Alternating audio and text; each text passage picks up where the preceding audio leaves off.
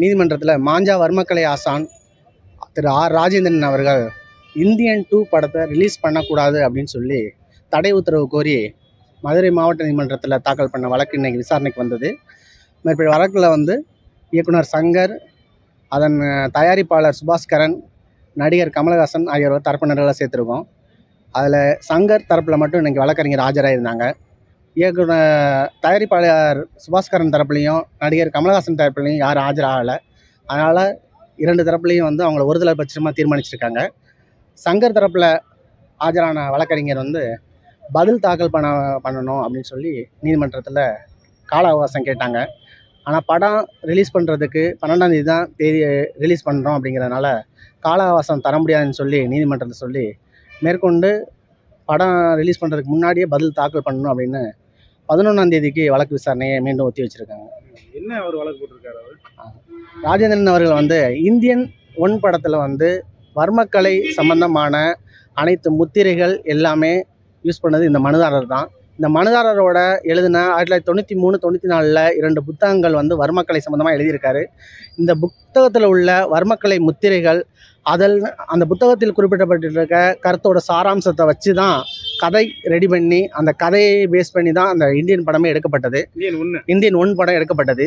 Indian 1 படத்தில் முழுமையாக அந்த வர்மக்கலை சம்மந்தமான பயிற்சியும் அந்த வர்மக்கலை சம்மந்தமான ஷூட்டிங் எல்லாத்துலேயுமே இந்த மனுதாரர் கலந்துக்கிட்டு தேவையான ஆலோசனைகள் எல்லாமே வழங்கியிருந்தார்.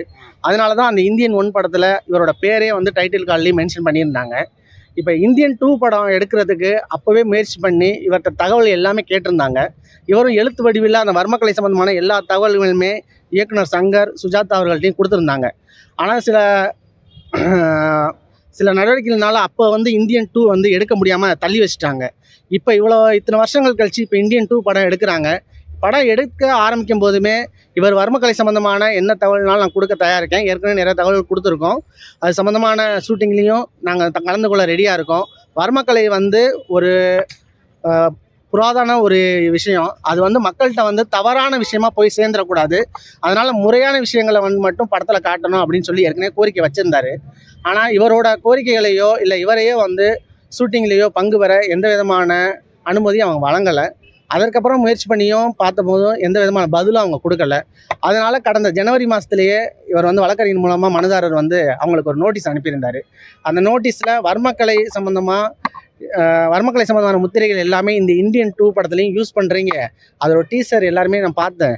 அதில் யூஸ் பண்ணியிருக்கீங்க. அந்த வர்மக்கலை முத்திரை எல்லாமே சம்மந்தமான தகவல் எல்லாமே நான் அளித்ததுனால டைட்டிலில் என்னோட பேரையும் மென்ஷன் பண்ணி கேட்டிருந்தார். ஆனால் இயக்குனர் தரப்புலையோ தயாரிப்பாளர் தரப்புலையோ எந்த விதமான பதிலுமே கொடுக்கல. கடைசியாக ஒரு 10 நாளுக்கு முன்னாடி படத்தோட தேதி ரிலீஸ் அனௌன்ஸ் பண்ணிட்டாங்க. ஸோ அதனால் வேறு வேலைக்கு இல்லாத காரணத்தினால இந்த படத்தை ரிலீஸ் பண்ணக்கூடாதுன்னு தடை உத்தரவு கேட்டு நீதிமன்றத்தில் வழக்கு தாக்கல் பண்ணியிருக்காரு. அவருக்கு முதல் தடவை அதில் ஏதோ அமௌண்ட் கொடுத்தாங்களா அந்த இதுக்கு? அவர் 73 வருஷ காலம் அவரோட வயது. கிட்டத்தட்ட 50 வருஷத்துக்கு மேலே அவர் இந்த வர்மக்கலை சம்மந்தமான விஷயங்களை மக்கள்கிட்ட கொண்டு போகிறதுக்கும் அது சம்மந்தமான அகாடமி வச்சு அது சம்மந்தமான பயிற்சிகளை அளிச்சிட்ருக்காரு. இது சம்மந்தமாக ஒரு பண பெனிஃபிட்டுக்காகவோ எதுவுமே அவர் இதுவரை பண்ணதே கிடையாது. நீதிமன்றத்துலேயும் நீதிமன்ற பணியாளர்களும் சரி, நிறைய நீதிபதிகளும் சரி, அவர்கிட்ட மருத்துவம் சம்மந்தமான விஷயங்களில் ட்ரீட்மெண்ட்டுக்கும் வந்திருக்காங்க. இந்த ட்ரீட்மெண்ட்லாம் அவங்க செஞ்சு கொடுக்குறாங்க. ஆனால் இதை பணம் நோக்கத்தில் அவங்க எதுவுமே பண்ணுறது கிடையாது. படங்கள் வர்றப்போ அந்த ரிலீஸ் தேதி அப்போ தான் நிறைய வழக்குகள்லாம் போடுறாங்க. நீங்கள் வழக்கறிஞர் உங்களுக்கும் தெரியும். இதை எந்த கண்ணோட்டத்தில் மக்கள் பார்ப்பாங்கன்னு நினைக்கிறீங்க? இவ்வளோ நாள் அமைதியாக இருந்தார்ல. ஏன்னா கொரோனா டயத்தில் அடுத்தடுத்து படங்கள் ஷூட் போயிட்டு இருந்தது எல்லாமே சோஷியல் மீடியாவில் வந்துச்சு. அப்போ பண்ணாமல் இந்த ஏற்கோட்டில் பண்ணுறது காரணங்கள் என்னது? அந்த ஷூட் போயிட்டு இருக்கும்போது முன்னாடியிலேருந்தே இவங்க எல்லாத்துமே அப்ரோச் பண்ணிக்கிட்டு இருந்தாங்க. அப்ரோச் பண்ணதுக்கு எந்த விதமான பதிலுமே அவங்க கொடுக்கல. அவங்க டீசர் ரிலீஸ் பண்ணதுக்கு அப்புறம் தான் இந்த அதே முத்திரைகளை யூஸ் பண்ணியிருக்காங்க அப்படிங்கிற விவரமே இவங்களுக்கு தெரியுது. அதே முத்திரை இந்தியன் 1 படத்தில் யூஸ் பண்ணால் அதே முத்திரைகள் அதே விஷயங்களை யூஸ் பண்ணியிருக்காங்கிறது டீசர் ரிலீஸ் ஆனோன்னு தான் தெரியுது. அந்த டீசர் ரிலீஸ் ஆனதுனால தான் கேஸே ஃபைல் பண்ணோம். டீசர் ரிலீஸ் ஆன மறுநாளே கேஸ் ஃபைல் பண்ணிட்டோம். என்ன ஸ்டேஜில் இருக்குது வழக்கு? இந்த வழக்கில் அவங்கள பதில் தாக்கல் பண்ண சொல்லியிருக்காங்க. அந்த பதில் தாக்கல் பண்ணுறதுக்கு அவங்களுக்கு டைம் கேட்டாங்க. 2 வார காலம் அவகாசம் கேட்டாங்க. 2 வார காலம் அவகாசம் கொடுத்தா படமே ரிலீஸ் ஆயிரும். அதனால் அந்த கால அவகாசம் கொடுக்க முடியாது. அதனால் ஒரு நாள் டைம் தான் கொடுக்க முடியும்னு நீதிமன்றம் சொல்லி வழக்கை 11ஆம் தேதிக்கு விசாரணைக்கு ஒத்தி வச்சுருக்காங்க.